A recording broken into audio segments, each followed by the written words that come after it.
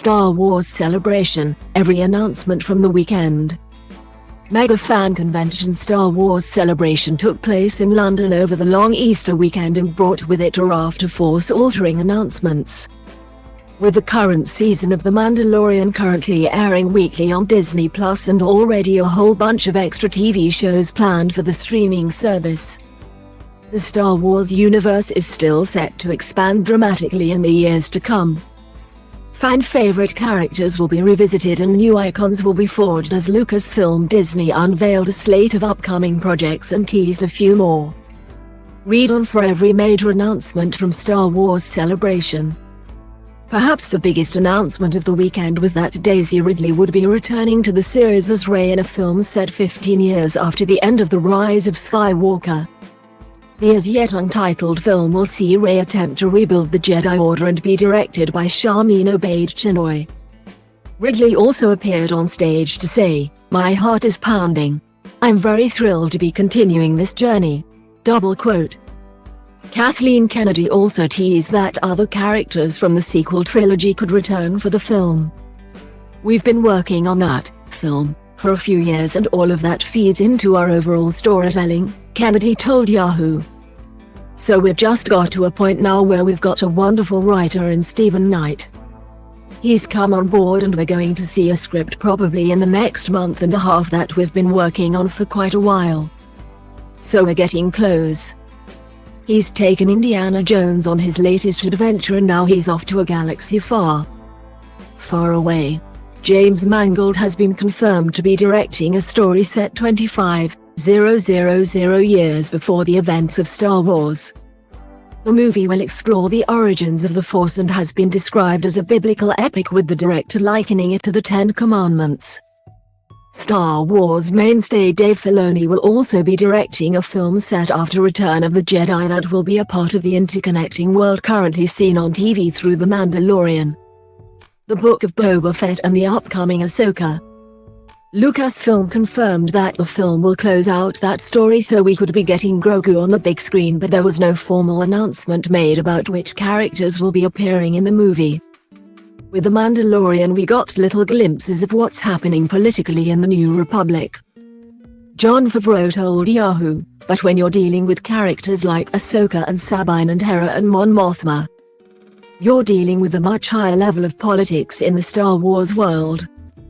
And so as those stories get to be explored more, there's opportunities for bigger culminations that are happening on the big screen where you can present things that are more challenging on the small screen." The surprise hit of 2022, Andor will return for a second and final season in 2024, with the show leading directly into Rogue One. Filming for the show started in November and series creator Tony Gilroy announced that Cassian Andor should be returning to Disney Plus around August next year. "I think it will be really intriguing to watch how audiences take this I'll just cover 4 years and do these year-long gaps approach," Gilroy told Yahoo. "Because there's year-long gaps between the episodes and it's been very exciting to work on. It was an experiment at the beginning and it's an experiment that we think is working out pretty well. So, from a writing point of view it's really exciting. And the actors like it as well." Ahsoka is coming soon, this August to be exact, and Star Wars Celebration launched its first look at the show and its lead Rosario Dawson, who had earlier appeared in The Mandalorian and Boba Fett. Dawson confirmed that the show will follow on from the animated Star Wars Rebels and the show will also star Natasha Liu Bordizzo, Mary Elizabeth Winstead, Ray Stevenson, David Tennant and Lars Mikkelsen. Hayden Christensen is also returning as Darth Vader. Talking about Thrawn, the show's big bad, and a deep cut from the Star Wars extended universe, Kathleen Kennedy told Yahoo, "I think that Thrawn might not be an obvious villain by having this calm demeanor, by not having necessarily the attributes we're used to in Vader and Palpatine. He's unpredictable." Lucasfilm also shared a trailer for the skeleton crew for the audience in attendance but have not yet made it available online. What is known is that the show will have a largely child cast and the clip shown at Star Wars Celebration featured kids on speeders. in Star Wars school and apparently gave a glimpse of a villain from The Mandalorian. The skeleton crew will also star Jude Law, Kerry Condon and Tunde Adepim. Pitched as Frozen meets Kill Bill, The Acolyte is set 100 years before the prequel trilogy. Still not much is known about the show, which is expected to premiere next year.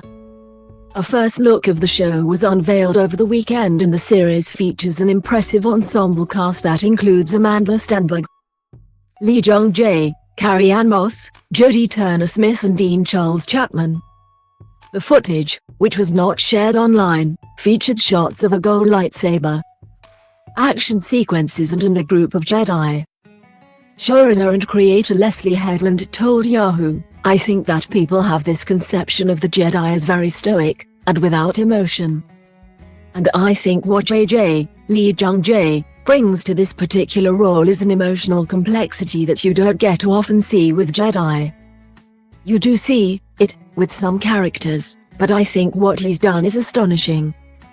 And I can't wait for the world to see it." Return of the Jedi turns 40 this year, and Lucasfilm have decided to mark the occasion by re-releasing the classic movie in cinemas later this spring. Return of the Jedi will hit cinemas for one weekend on the 28th of April to the 1st of May, and a new poster designed by Matt Ferguson has also been made for the event. The anthology series will be returning on the 4th of May, aka Star Wars Day, with an ensemble of different animated studios each producing one of the 9 episodes. The most notable studio is of course Aardman, best known for creating Wallace and Gromit. Their episode will be set after the original trilogy and feature supporting character Wedge Antilles, with Danny Lawson returning to voice the character. Disney Plus's animated Clone Trooper season was confirmed to be returning for a third and final season, which will air in 2024. A teaser trailer was shown to fans featuring Ian McDiarmid's Palpatine.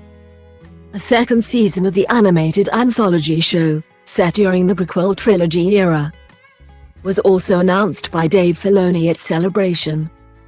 The preschool Disney Junior series was confirmed to be released on the 4th of May, and a trailer for the show was released online to support the announcement.